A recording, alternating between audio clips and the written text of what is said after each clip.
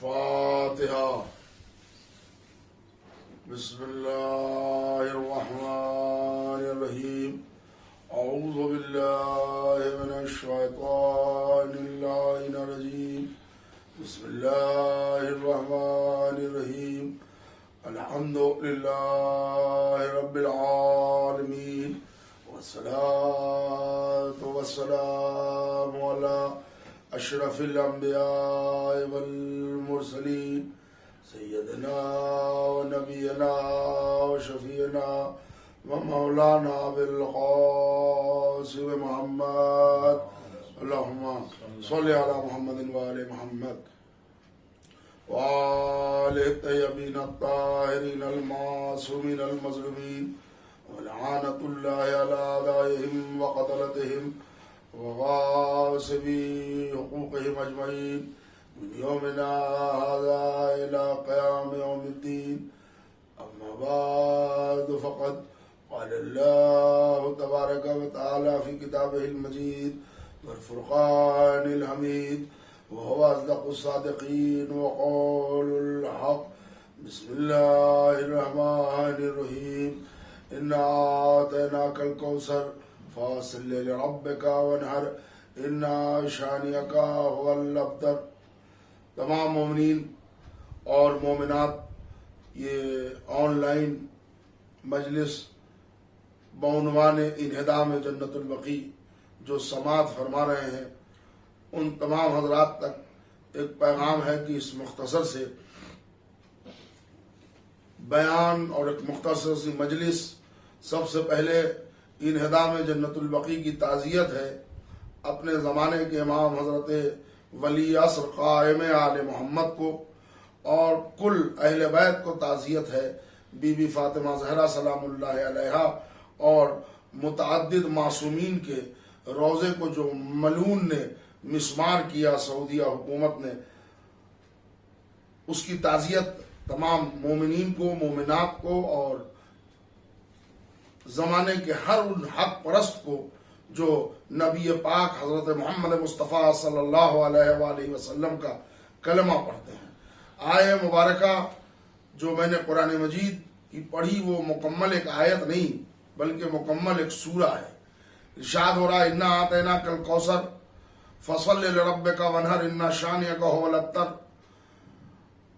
قرآن مجید مخاطب ہے ہمارے نبی پاک سے کہ نبی میں نے آپ کو کوثر عطا کیا، آپ نمازیں پڑھیے، قربانی دیجیے، اور آپ کا جو دشمن ہے وہ ابتر ہے۔ یہ وہ ملعون کچن تھے عرب کے جو رسول کو نا اولادے ہونے کا تانا دیتے تھے کہ بے اولادے ہیں، ان کی نسل کیسے چلے گی۔ انا اعطیناک الکوثر کی تفسیر بن کر اللہ نے بی بی فاطمہ زہرا سلام اللہ علیہا کے نور کو ظاہر کیا، اور بی بی پاک سے نسل رسول اسلام دنیا میں چلی۔ وہ نواسب، وہ ظالمین، وہ بنی امیہ کے پیروکار، وہ ظالمین رسول کی نسل کو پھلتا پھولتا دیکھنا نہیں چاہتے تھے۔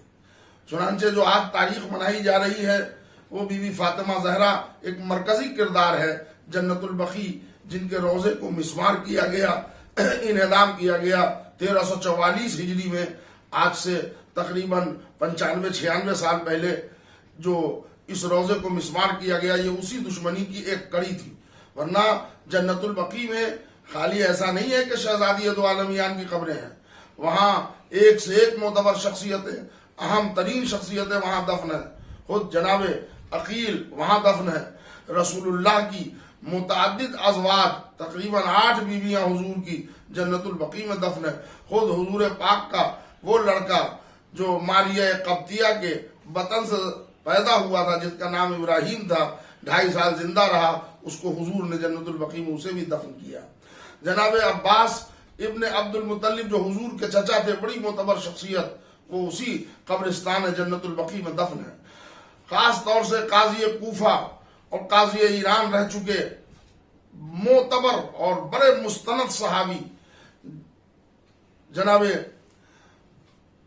مستند اور معتبر صحابی عبداللہ ابن مسعود جب وہ دنیا سے جاتے ہیں تو ان کی قبر بھی جنت البقی میں بنتی ہے. یہی نہیں، اور بھی دیگر شخصیات ہیں جن کی قبریں ہیں وہاں. ہمارے 4 اماموں کی قبر وہاں ہے، وہیں بی بی فاطمہ زہرا کی قبر ہے. مگر زمانے والے نے رسول کی نسل کو بڑھتا پھلتا پھولتا نہیں دیکھا. انہوں نے حضور کی آنکھ بند ہوتے ہی فاطمہ زہرا سے عداوت شروع کی. وہ لوگ جو نسل رسول کو ابتر دیکھنا چاہتے تھے، نسل رسول کو منقطع دیکھنا چاہتے تھے، انہوں نے پوری کوشش لگا دی کہ نسل رسالت پھر بھی آگے نہ چلنے پائے. مگر میرے سرکار اور سننے والے تمام مومنین مومنات، سننے والے تمام حضرات جو بھی سن رہے ہوں، مومن ہوں مسلم ہوں، انسان جتنے، ان کو پیغام دینا چاہ رہا ہوں کہ دنیا پوری کوشش کر لے، اگر وہ وحدہ لا شریک جو قادر مطلق ہے، اگر وہ نام کو نسل کو زندہ رکھنا چاہے تو دنیا والے کچھ بگاڑ نہیں سکتے. ایک صلوات پڑھ دیں محمد اور آل محمد پر. تو منزل یہاں تک یہ آئی کہ زمانہ یہی چاہ رہا تھا کہ نسل رسول کو منقطع کر دیا جائے. یہاں رسول کی آنکھ بند ہوئی تو بجائے یہ کہ بی بی فاطمہ کو باپ کی تعزیت دی جاتی ہے، بی بی فاطمہ کا گھر گھیر لیا، ان کے دروازے پر آگ لگا دی بلوائیوں نے. اور یہاں تک کہ ایک نوبت آئی کہ نبی کی دلاری بیٹی، نبی کی پیاری بیٹی، وہ بیٹی جس کے لیے رسول نے کہا تھا فاطمہ میرا ٹکڑا ہے، یہ وہ بیٹی ہے جس کے لیے سرکار دو عالم تعظیم کو کھڑے ہو جاتے تھے. یہ وہ بیٹی ہے کہ نماز صبح کے بعد سرکار دو عالم صحابہ کرام کے ساتھ در دولت فاطمہ زہرا پر آ کر سلام کرتے تھے، السلام علیکم یا اہل بیت النبوہ وما بین الرسالہ. یہ وطیرہ، یہ طریقہ حضور پاک کا تھا. ایسی باعظمت بیٹی فاطمہ زہرا جس کے لیے خود حضور فرماتے ہیں جس نے فاطمہ کو غضبناک کیا اس نے مجھے غضبناک کیا، جس نے مجھے غضبناک کیا اس نے اللہ کو غضبناک کیا، اور جس نے اللہ کو غضبناک کیا وہ مستحق جہنم ہے. ایسی بیٹی کا بھی خیال ان ظالموں نے نہیں رکھا. کہلانے کو وہ سب کے سب امت رسول تھے، کہلانے کو وہ سب کے سب کلمہ پڑھنے والے تھے، مگر کلمہ پڑھنے سے کچھ نہیں ہوتا اگر انسان کی طینت میں شرافت نہ ہو، اگر انسان کی طینت میں انصاف نہ ہو، اگر انسان کے اندر شرافت نفسی نہ ہو. فاطمہ زہرا کا گھر جلایا گیا، پسلیاں توڑی گئیں. 18 سال کی عمر میں پوری دنیا کے انسانوں سے میں اسد یاور خطیب ملت جعفریہ کے حیثیت سے اور آپ کو اس مجلس و محافل چینل کے ذریعے سے پیغام دینا چاہتا ہوں کہ ذرا انصاف کیجئے.